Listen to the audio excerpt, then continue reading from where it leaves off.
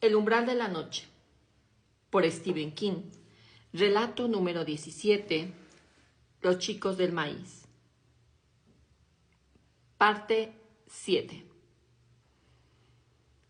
Sobre el atril descansaba una gran Biblia, abierta en el capítulo 38 de Job. Bert bajó la vista y leyó. Entonces respondió el Señor a Job desde un torbellino y dijo: ¿Quién es ese que oscurece el consejo con palabras sin sabiduría? ¿Dónde estabas tú cuando yo fundaba la tierra? El Señor, el que marcha detrás de las hileras, házmelo saber si tienes inteligencia y por favor, pásame el maíz. Volvió las páginas de la Biblia y éstas produjeron un seco susurro en medio del silencio. El ruido que probablemente harían los fantasmas si existieran de verdad. Y en semejante lugar casi podías creer en ellos.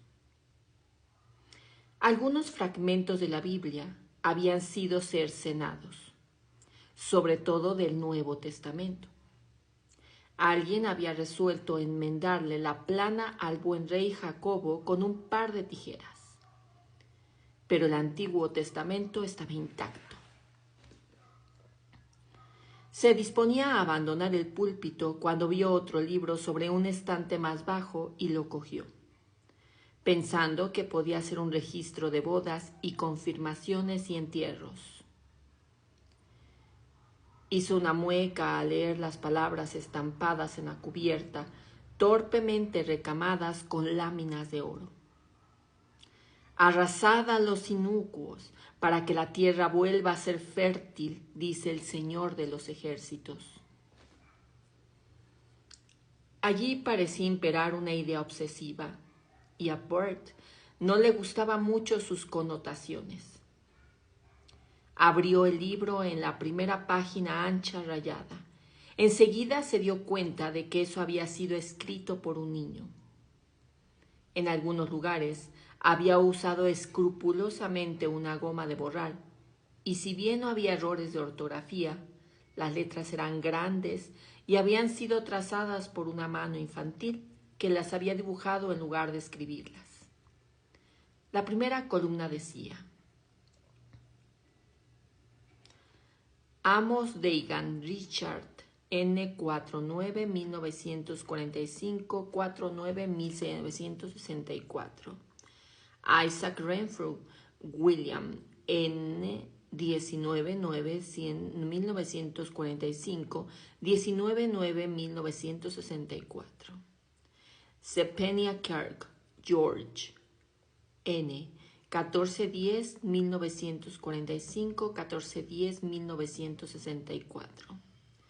Mary Wells Roberta N 1211 1945 1211 1945. Jemen Hollis Edward N 51194651 1965. Bert frunció el ceño y siguió volviendo las páginas. Cuando faltaba una cuarta parte de las hojas para completar el libro, las dobles columnas se interrumpían bruscamente. Rachel Stuman Tona N 216 1957 216 1976. Moses Richardson Harry N 297 1957 nada. Malachi Bertman Craig N 158 1957 vacío. El último asiento del libro correspondía a Ruth Clauson Sandra N 34 1961. Bert inspeccionó el estante donde había encontrado ese libro y descubrió otros dos. El primero tenía la misma leyenda de arrasad a los inicuos y continuaba la misma lista registrando fechas de nacimiento y nombres en la única columna. A comienzos de septiembre de 1964 encontró a Huff Gilman Clayton, nacido el 6 de septiembre, y el siguiente asiento correspondía a Eve Tobin, nacida en 16 de junio de 1965, sin un segundo nombre entre paréntesis.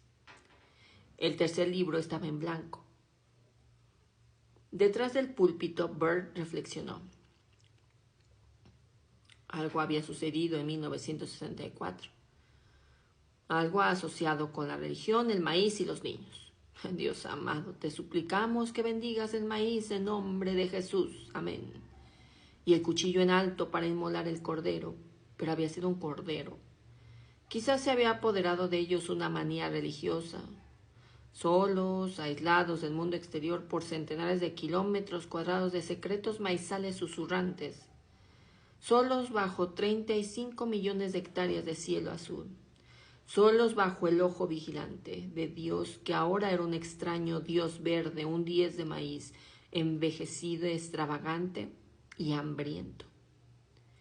El que marcha detrás de las hileras. Bert sintió que le recorría un escalofrío. Vicky, deja que te cuente una historia. Es la historia de Amos Deacon, que nació el 4 de septiembre de 1945 y se llamaba Richard Deacon. En 1964 optó por el nombre de Amos, un bello nombre del Antiguo Testamento. Amos, uno de los profetas menores. Pues bien, Vicky, lo que sucedió, no te rías, es que Dick Deacon y sus amigos y Bill Renfrew, George Kirk, Roberta Wells y Eddie Hollins, entre otros, se hicieron religiosos y mataron a sus padres. A todos. ¿No te parece alucinante? Los acribillaron en la cama, los apuñalaron en la bañera, los envenenaron con la comida, los ahorcaron o tal vez los destriparon. ¿Por qué? Por el maíz. Quizás se estaba secando. Quizás se le ocurrió la idea de que se secaba porque la gente pecaba mucho. Porque no había suficientes sacrificios y los hubo en el maizal, en las hileras. Y de alguna manera de esto estoy seguro, Vicky. De alguna manera decidieron que nadie debía vivir más de 19 años. Richard Amos Deacon, el protagonista de nuestra historia, cumplió 19 el 4 de septiembre de 1964, la fecha que figura en el libro. Pienso que tal vez lo mataron, lo sacrificaron en el maizal. ¿No te parece una historia tonta? Pero ahora veamos qué le sucedió a Rachel Stigman, que hasta 1964 se llamó Donna Stigman. Cumplió 19 años el 21 de junio, hace más o menos un mes.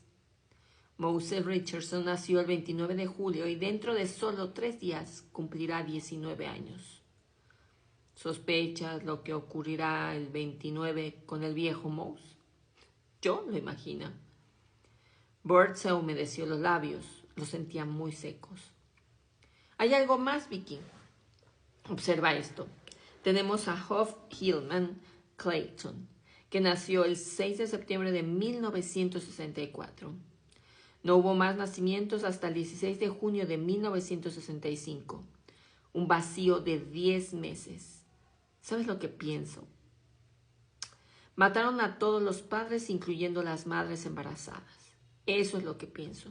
Y una de ellas quedó embarazada en octubre del 64 y alumbró a Eve, una muchacha de 16 o 17 años. Eve, la primera mujer. Hojeó febrilmente el libro en sentido inverso y encontró el asiento de Eve Tobin. Debajo, Adam Greenlow, nacido el 11 de julio de 1965.